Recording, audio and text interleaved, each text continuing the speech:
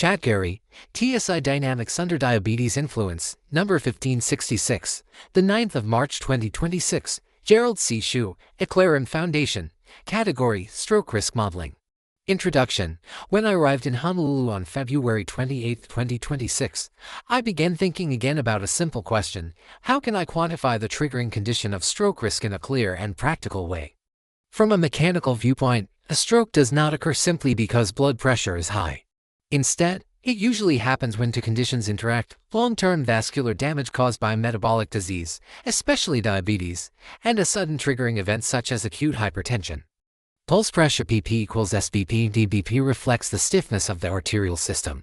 When arteries lose elasticity due to aging, calcification, or long-term metabolic damage from diabetes, pulse pressure increases. This means the vessel wall has become structurally weaker and more vulnerable. At the same time, systolic blood pressure SBP represents the instantaneous hemodynamic load applied to the vessel wall. When systolic pressure rises sharply, it places strong mechanical stress on vessels that may already be stiffened and fragile. Either condition alone may not immediately cause rupture, but when vascular stiffness and sudden pressure load occur together, the risk rises disproportionately. This interaction describes the mechanical condition behind my own hemorrhagic stroke on June 21, 2025.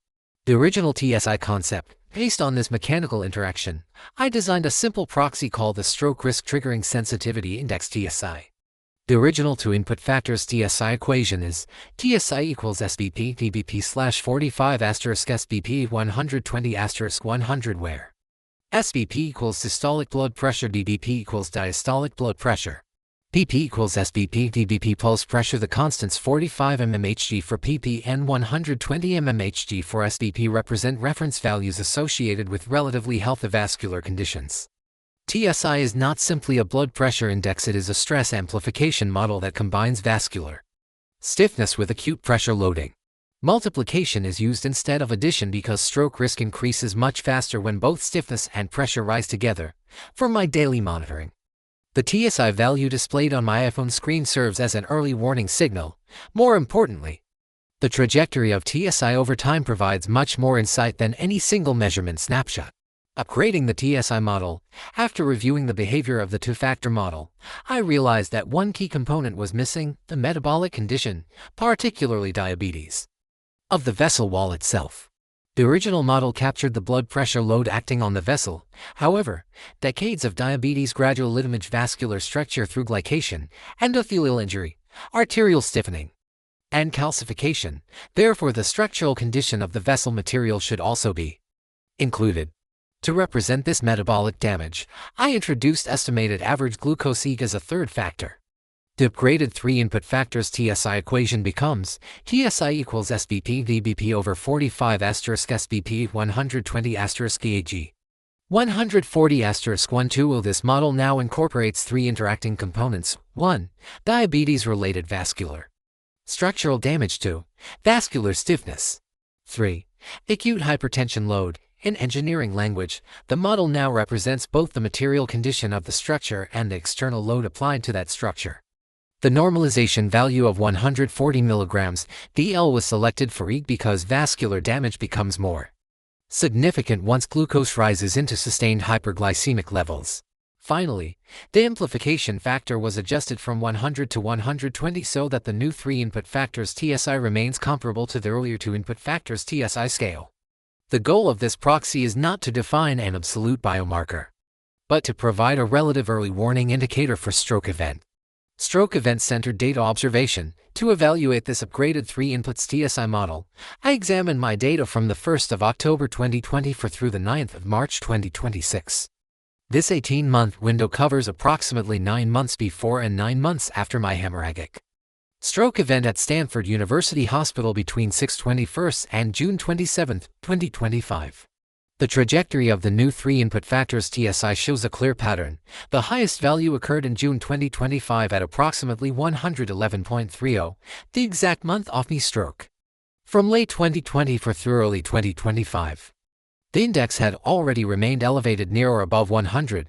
This suggests that the vascular system had been operating under sustained metabolic and hemodynamic stress for months before the event occurred. From an engineering perspective, This trajectory resembles a classic structural failure process. Stage 1. Stress accumulation. Long-term metabolic damage and repeated blood pressure loading gradually increase the stress.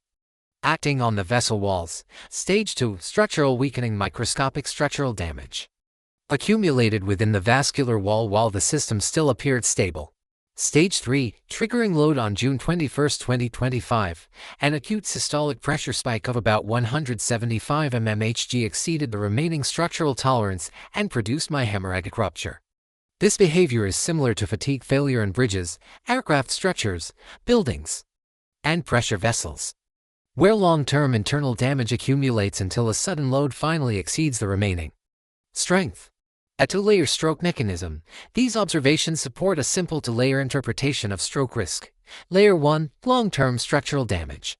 Decades of diabetes gradually weaken the vascular wall through glycation, calcification, and loss of elasticity.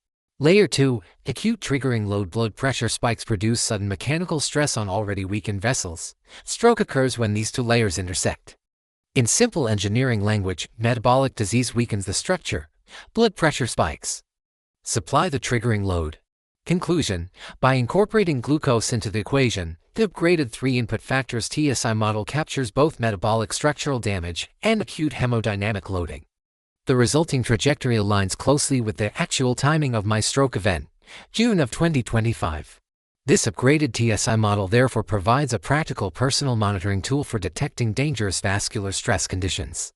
In simple mechanical terms, stroke occurs when hemodynamic load exceeds the remaining structural strength of the vascular system. Disclaimer: I write this paper not for fame, but to share what I have learned so others can understand their health, prevent disease, and live longer, healthier lives. This content is provided for educational reference only and does not constitute medical advice. No doctor-patient relationship is created. You may share this summary freely, but it must not be altered, edited, or republished as your own. All intellectual property rights and copyrights for this article and its related materials belong to the author, Gerald C. This content is provided for educational reference only and does not constitute medical advice. No doctor-patient relationship is created. You may share this summary freely, but it must not be altered, edited, or republished as your own. All intellectual property rights and copyrights for this article and its related materials belong to the author, Gerald C.